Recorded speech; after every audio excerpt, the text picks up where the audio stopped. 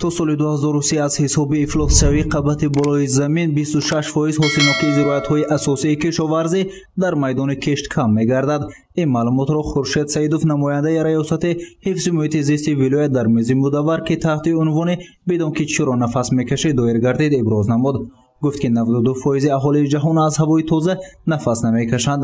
ҳама сола аз сабаби ифлосшавии ҳаво $5 триллион амрикоӣ аз ҳисоби иқтисодиёти глобалӣ барои зарурияти иҷтимоӣ харҷ мегардад. бо афзоиши бахши энергетикии сабз чин худро ҳамчун пешво дар мубориза бо тағйирёбии иқлим нишон буд.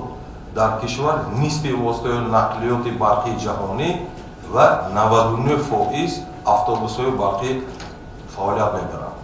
аз ҳадаф ва мақсади асосии мези мудаввар Дилбар Шермуротова, менеҷери лоиҳа, ҳарф зада гуфт ки муддати амалишавии лоиҳа оид ба беҳтар намудани сифати зиндагӣ тавассути оғоҳисозӣ ва пешгирии роҳҳои ифлосшавии ҳаво 10 моҳ мебошад. амалишавии лоиҳа аз моҳи октябри соли 2020 оғоз гардида то августи соли равон идома меёбад. нуқтаи асосии лоиҳа ин шаҳри Хуҷанд буда аз ҷониби сафорати Амрико дар Тоҷикистон маблағ гузорӣ мешавад.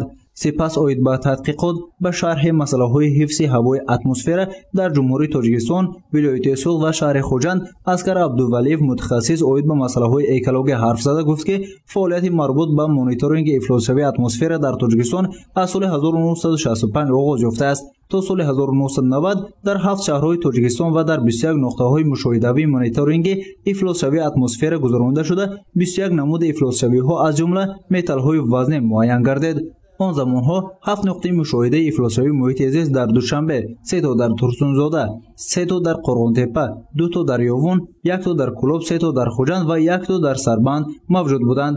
барои омӯзиши муфассали ифлосшавии ҳаво, маршировка ва мушоҳидаи эпизодӣ бо истифода аз лабораторияи сайёри атмосфера 2 гузаронида шуданд. дар давраи аз соли 1993 то 1997 шумораи постҳои назоратӣ коҳиш ёфтанд. дар айни замон омӯзиши вазъи ифлосшавии атмосфера дар шаҳру ноҳияҳои ҷумҳурӣ тибқи барномаи фишурдашуда бо истифода аз 5 нуқтаи статсионарии мушоҳида амалӣ мегардад ки он дар Душанбе, Қорғонтепа, Турсунзода, Хуҷанд ва Сиптамин мавҷуд аст. На данный момент только город Хуҷанд. Мы этот пилотный проект, если у нас все нормально пойдет, то мы другие города тоже будем. Скорее всего, сейчас крупные города у нас пойдут, это Кайракум, это Чкаловск ближайший, а потом и дальше посмотрим.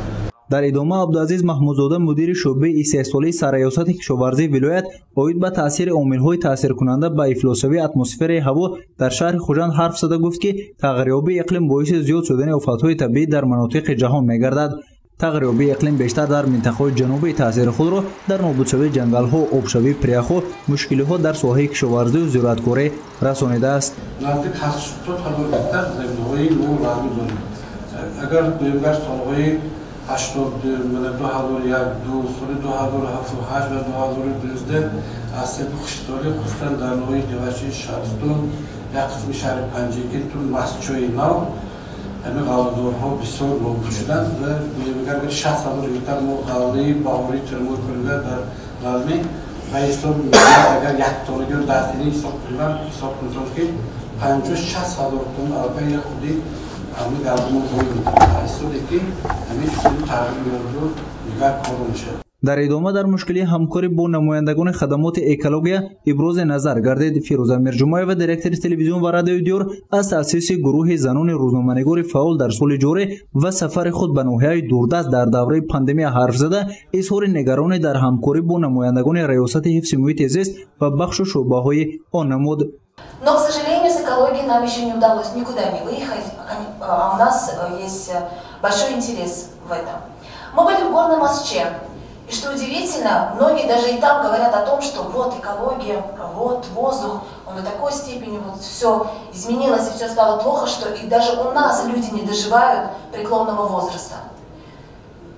Для нас, журналистов, важна информация, точные данные, чтобы правильно передавать это наша аудитория. Ведь фейков много связано с экологией, с загрязнением. Многие по-своему трактуют, и кто-то как-то читает это и вычитывает с интернета. Мы согласны выезжать с вами даже в отдаленные районы. Покажите, как вы проводите эти замеры, как вы выезжаете и организовываете рейды, мониторинги, где стоят вот те, то, что Устол говорил, оборудование, которое замеряет все это. Мы готовы выезжать, нас много, нас 30. Да, конечно, мы не все можем постоянно выезжать с вами, но хотя бы постоянно 6 человек, журналистов, 6 камерами мы можем выезжать и освещать это. дар охир баҳсҳо оид ба дигар масъалаҳои марбут ба муҳити атроф сурат гирифт. гузорши Саид Мухтор, Саид Анвар ва Насимҷон Раҳимов барои барномаи иттилоотӣ Хабар.